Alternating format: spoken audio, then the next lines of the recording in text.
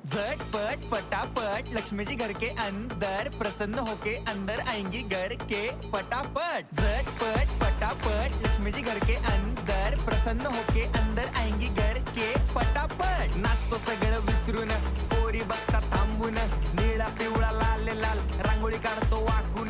सणासुदीला रांगोळी काढ, भाऊचा बर्थडे रांगोळी काढ, नवीन वर्ष रांगोळी काढ, कलर उरला रांगोळी काढ।